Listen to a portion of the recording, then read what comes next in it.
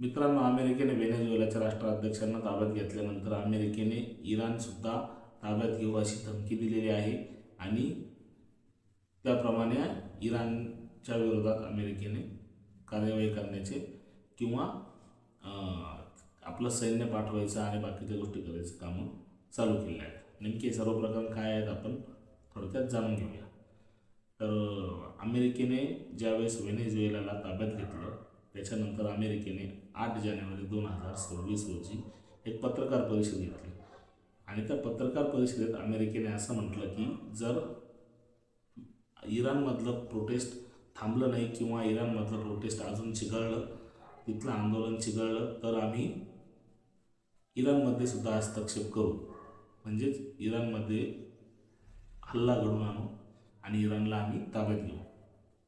अमेरिकेने जसं व्हेनेझुएलाच्या जगभरातील सगळ्यात मोठा साठा असलेला देश आहे व्हेनेझुएला तेलाचा, तर व्हेनेझुएलावर जसा ताबा मिळवला तसाच ताबा अमेरिकेला इराणवरही मिळवायचा आहे.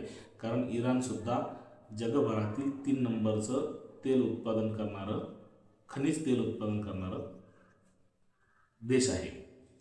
तर अमेरिकेने व्हेनेझुएलात काय केलं, व्हेनेझुएलावर प्रतिबंध लावले, व्हेनेझुएलावर टॅरिफ लावला, व्हेनेझुएलाच्या तेल विक्रीवर सुद्धा अनेक प्रकारचे टॅक्सेस आणि प्रतिबंध लावले.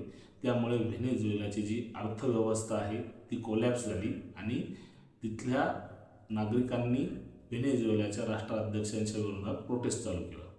हे प्रोटेस्ट चालू करण्याच्या आधी अमेरिकेने काय केलं, अमेरिकेने तिथलं अपोजिशन विकत घेतलं आणि तिथल्या अपोजिशनच्या मार्फत प्रोटेस्ट चालू केला, आंदोलन चालू केलं. आता जे अपोजिशन आहे त्या अपोजिशनला लालच दिली की आम्ही तुमचं सरकार आणू, आम्ही तुम्हाला सरकारमध्ये बसवू आणि अमेरिका लवकरच अमेरिकेच्या विचारांचं सरकार व्हेनेझुएलात बसवेल आणि व्हेनेझुएलात जो जगभरातील सगळ्यात मोठा तेलाचा साठा आहे तर त्या साठ्यावर ताबा मिळवेल आणि व्हेनेझुएलात अजून दुसरी जी गोष्ट आहे ती म्हणजे लिथियमसुद्धा व्हेनेझुएलात खूप मोठ्या प्रमाणात आहे आणि त्याच्यावर सुद्धा अमेरिका ताबा मिळवेल. आणि त्यानंतर same as it is plan अमेरिकेने इराणवर वापरण्याचं ठरवलं. इराणवर सुद्धा असेच प्रतिबंध लावले, अनेक प्रकारचे टॅक्सेस लावले. त्यानंतर इराणची सुद्धा अर्थव्यवस्था कोलॅप्स झाली आणि कोलॅप्स झाल्यानंतर तिथल्या लोकांनी इराणच्या खमेनी सरकारच्या विरोधात प्रदर्शनं करायला सुरुवात केली, आंदोलन करायला सुरुवात केली आणि इराणमध्ये ज्या मुस्लिम महिलांना हिजाबची सक्ती होती त्या सक्तीच्या विरोधात सुद्धा अनेक आंदोलन चालू झाले, प्रोटेस्ट चालू झाले. आता हे प्रोटेस्ट अमेरिकाच घडवून आणता याचं कारण काय ते सांगतो. अमेरिकेने जे इराणचे अपोजिशन होते, रजा पहलवी, म्हणजे रजा पहलवी एक पारशी आहेत आणि इराण हा पारशी लोकांचा देश होता, पण त्या पारशी लोकांनी 5,000 मुस्लिमांना शरण दिली होती आपल्या इराणमध्ये आणि आज ते 5,000चे करोडोमध्ये मुस्लिम तिथं तयार झाले आणि त्यांनी स्वतःचं सरकार बसवलं. आणि या पहलवी जे आहेत रजा पहलवींचे जे पूर्वज आहेत या सर्वांना पाडून आज रजा पहलवींना देशाच्या बाहेर काढलेलं आहे. मग रजा पहलवींना अमेरिकेने साथ दिली, अमेरिकेने आपल्या देशात त्यांना राहायला जागा दिली, थारा दिला आणि त्याच्यानंतर रजा पहलवींच्या मार्फत आज इराणमध्ये जे प्रोटेस्ट चालू आहे किंवा आंदोलन चालू आहे ते रजा पहलवींच्या मार्फत करण्याचं काम अमेरिका करत आहे. तर अमेरिकेचं असं म्हणणं आहे की रजा पहलवींना आम्ही सत्तेत बसू आणि इराणच्या सुद्धा तेलावरती आम्ही ताबा मिळवू आणि तिथला सुद्धा कंट्रोल आम्ही घेऊ. ज्यावेळेस अमेरिका असं करेल त्यावेळेस जगभरातील सगळ्याच देशांवर म्हणा किंवा जे मोठे मोठे देश आहे जे अमेरिकेचे कॉम्पिटिटर आहेत, भारत, चीन आणि रशिया, ह्या देशांवर अमेरिका सत्तासुद्धा गाजवायचा प्रयत्न करू शकतोय.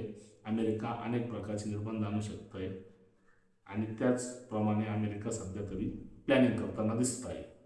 अमेरिका काय करते आता? अमेरिका इराणच्या मार्फत किंवा व्हेनेझुएलाच्या मार्फत डायरेक्ट चीन आणि रशियाला टार्गेट करत आहे. चीन आणि रशियाला कुठेतरी दाबण्याचा प्रयत्न करत आहे, कारण रशिया आणि चीन हे व्हेनेझुएलाचे आणि इराणचे सर्वात मोठे खरेदीदार आहेत. त्यांना दाबण्याचा प्रयत्न होईल, अशा प्रकारे अमेरिकेची रणनीती आहे. पण अमेरिकेची ही जरी रणनीती असली तरी इराणचा पण इतिहास खूप मोठा आहे. इराणचे आणि अमेरिकेचे खूप जुने भांडणं आहेत. अमेरिकेने याआधीही अनेक वेळा इराणला धमक्या देण्याचा प्रयत्न केलेला आहे. अमेरिकेचे 400च्या आसपास काहीतरी अधिकारी इराणने बंदिस्त करून ठेवले होते आणि त्यानंतर अमेरिकेने इराणवर हल्ला केला, पण तो हल्लासुद्धा सपशेल फेल गेला. इराणनी तो हल्ला काय म्हणता येईल त्याला सपशेल फेल करून टाकला. त्यानंतर अमेरिकेने इराणची माफी मागितली आणि इराणने मग ते जे 400 अधिकारी बंदिस्त केले होते ते बंदिस्त केलेले अधिकारी सोडले. त्यामुळे इराणला ही कमी समजू शकत नाही आणि उद्या इराणकडेही खूप मोठं सैन्य आहे आणि इराणकडेही म्हणजे इराण जसं व्हेनेझुएलात निकोलस माडुरोच सर्व बघायचे तसं इराणमध्ये नाही आहे. इराणचं जे मंत्रिमंडळ आहे ते सर्व एक विचारांचं मंत्रिमंडळ आहे आणि उद्या खमेनी जरी गेले तरी तिथलं मंत्रिमंडळ किंवा तिथले जे आर्मी आहे ते सर्व देश सांभाळू शकत आहे. त्यामुळे अमेरिकेला इराण मिळवणं जितकं सोपं वाटत असेल तितकं सोपं जाणार नाही. पण अमेरिका इराणला मिळवण्यासाठी धडपड करत आहे हे नक्कीच आहे, कारण येणाऱ्या काळात काहीतरी घडेल. एकतर इराणचं आणि अमेरिकेचे वॉर होईल, कारण आत्ता अमेरिकेने जे इराणच्या शेजारचं जो देश आहे इस्राईल, त्या देशामध्ये आपलं एअरबेस तयार केलेलं आहे. तिथे आपलं सैन्य पाठवलं आहे, तिथं मिसाईल वगैरे पाठवलेलं आहे आणि इराण पण आता म्हणजे या हमल्याच्या तयारीत आहे. इराणनेही रशियाकडून सपोर्ट घेतलेला आहे, चीनकडून हत्यारं मागवलेली आहेत. त्यामुळे येणाऱ्या काळात इराण विरुद्ध अमेरिका अशी सिच्युएशन होऊ शकते आणि एकमेकावर दोन्हीही देश हमले करू शकतात आणि त्यानंतर याचे पडसाद जगभरात उमटतील.